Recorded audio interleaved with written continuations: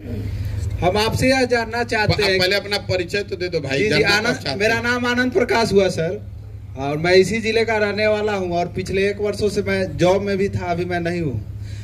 मेरा आपसे यही सवाल है कि आपने कहा कि भूमि विवाद 60% जो है हम लोग के किसी के पास जमीन नहीं है, तो आपका विजन क्या है भूमि से संबंधित? जो इतने सारे विवाद आते हैं, 80% जो मुकदमे जा रहे हैं न्यायालय में, उसमें लगभग मुकदमे जो है विवाद जो है जमीन से संबंधित है। तो जमीन से संबंधित अभी जो सरकार कर रही है 2011 से सर्वे, वो सर्वे अभी तक नाकाम रहा है, और आने वाले समय में भी हमको नहीं लगता कि वो सफल होगा, क्योंकि उसके सफलता का कोई ठोस उपाय नहीं है। तो मेरा यही आपसे सवाल रहेगा कि जो मूल जड़ है विवाद का, न्यायालय में इतने लंबित मामले हैं, तो आपका भूमि से संबंधित क्या विजन हो? देखिए, बिहार जो है, मैंने आप जो पूरी बात कही आपने नहीं सुनी कि स्वतंत्रता के बाद बिहार देश के कुछ गिने चुने राज्यों में है जहां भूमि सुधार की दिशा में कोई प्रयास नहीं किया गया।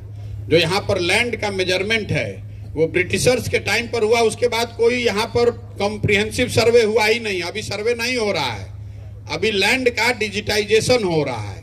जो पहले से सर्वे किया हुआ है उसी को, जो पहले रजिस्टर 2 कागज में था, उसी कागज को वो कंप्यूटर में उन्होंने डाल दिया, और इस हेफेजार्ड मैनर में डाला कि उससे और समस्या बढ़ गई। जब तक यहाँ पूरे भूमि का फिर से मेजरमेंट ना हो, जो 1900 के शुरुआत में अंग्रेजों ने कराया था, पूरे बिहार के भूमि को, जैसे कर्नाटक में हुआ, कम्युनिस्टों ने बंगाल में किया, 1-1 इंच को आपको फिर से नापना पड़ेगा। कोई उसमें शॉर्टकट नहीं है। भूमि का स्वामित्व जो है उसको निकालना पड़ेगा कि किसके पास कौन सी जमीन है, और फिर उसका जब डिजिटाइजेशन कीजिएगा तभी इसका सुधार हो सकता है। अभी आधा अधूरा, करीब यहाँ 5.5 लाख एकड़ जमीन जिसका स्वामित्व ही डिस्प्यूटेड है, जो आप बात बता रहे हैं। भूदान की जमीन कहाँ गई? भूदान आंदोलन हुआ बिहार में, भूदान का जमीन किसके पास है किसी को पता ही नहीं है। यहाँ पर जितने लोग बड़े बड़े यहाँ पर मठाधीश थे, उनकी जमीन कहाँ गई किसी को पता ही नहीं है। यहाँ चूंकि फ्यूडल सोसाइटी है तो डर के सामाजिक न्याय की यहाँ बात हुई है, लेकिन आपने देखा होगा लालू जी हो चाहे नीतीश जी, इन्होंने भूमि सुधार को छुआ ही नहीं। जिन वर्गों को लालू जी दावा करते हैं कि हमने आवाज दिया, वो ठीक है, आवाज उन्होंने दिया पिछड़ों को, लेकिन उन पिछड़ों को उन्होंने जमीन नहीं दिया।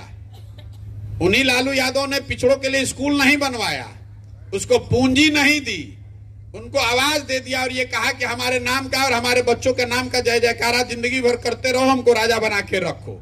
तो यहाँ भूमि सुधार को लेकर आपको वापस जाना पड़ेगा, और आज से करीब 100 साल पहले जो अंग्रेजों ने यहाँ भूमि मेजरमेंट किया था उसको फिर से करना पड़ेगा। और इसके 2 एग्जाम्पल पूरे इस देश में, कर्नाटक में और पश्चिम बंगाल में इस चीज को किया गया, और फिर से लोगों ने एकदम नए सिरे से भूमि का मेजरमेंट करके उसका स्वामित्व निर्धारित किया, और उसके बाद उसको साथ साथ डिजिटाइज किया, तभी सुधर सकता है, वरना सुधरेगा नहीं।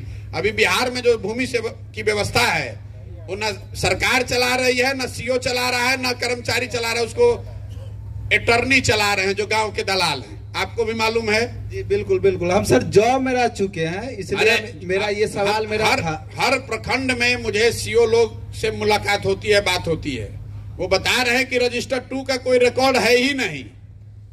रजिस्टर 2 अगर अटॉर्नी ने फाड़ दिया, अगर उस पर कोई स्याही गिरा दिया तो हो गया डिस्प्यूट ऑफ परमानेंट। अब उसका कोई प्रमाण नहीं है, राज्य के स्तर पर कोई उसका दस्तावेज नहीं है कि ये बताया जाए कि ये जमीन है किसकी।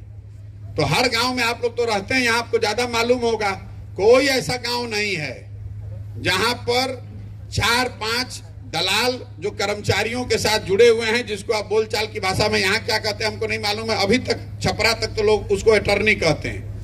वही तय करता है कि जमीन किसके पास है, नहीं है। आप जमीन का रसीद यहाँ काटने जाइएगा तो 3000-5000 रुपए इसलिए लगा है कि कोई रसीद काटने का कोई अपडेटेड व्यवस्था है ही नहीं। हमारे दादाजी के नाम की मृत्यु हो गई 30 साल पहले, आज तक उन्हीं के नाम पर रसीद कट रहा है, कोई पूछने ही वाला नहीं है। तो अगर आज अब उसको सुधारने जाइएगा तो दादाजी के बाद अब इतने परिवार में 25 ब्रांच हो गए, जिसकी लाठी उसकी भैंस, जो गांव में है पैसा दिया अपने नाम पर रसीद कटवा लिया। तो इसीलिए ये दिक्कत हो रही है। और जो सरकार ने डिजिटाइजेशन शुरू किया है वो डेटा एंट्री ऑपरेटर्स को दे दिया।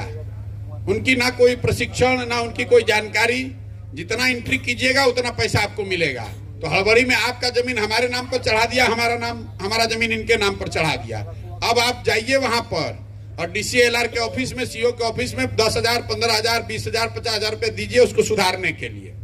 तो यहाँ पर मूल बात आपका आंसर यह है कि जमीन का फिर से पूरा मेजरमेंट पूरे बिहार का होना चाहिए, जो अंग्रेजों के जमाना में हुआ था। जब तक वो नहीं किया जाएगा और भूमि का स्वामित्व तय नहीं किया जाएगा तब तक इसको सुधारा नहीं जा सकता है। सबसे ज्यादा जमीन तो सरकार के पास है। सरकारी गर्मजरुआ जो है, आप किसी जिला में निकाल के देख लीजिए, हजारों एकड़ जमीन। हम पश्चिम चंपारण का आपको एक उदाहरण दे देते हैं। 1,20,000 लोगों को पश्चिम चंपारण एक जिले में भूमि का पट्टा पिछले 30 साल में दिया गया है, अलग अलग सरकारों के द्वारा। उसमें किसी को जमीन नहीं मिला। लोग आज तक आंदोलन कर रहे हैं। जो सरकार आई पट्टा बांट दिया, जो नेता आया 10-50-100 आदमी को पट्टा बांट दिया, न जमीन मिला, ना जिसका जमीन था वो भी डर के मारे भाग गया, और जिसको दिया गया उसका कब्जा ही नहीं हुआ। तो पूरी भूमि सुधार को जब तक यहाँ नहीं लागू किया जाएगा, तो आप ठीक कह रहे हैं, वो डिस्प्यूट का और बिहार के पिछड़ापन का एक बड़ा कारण है जमीन के दिशा, भूमि सुधार की दिशा में काम का न होना। एक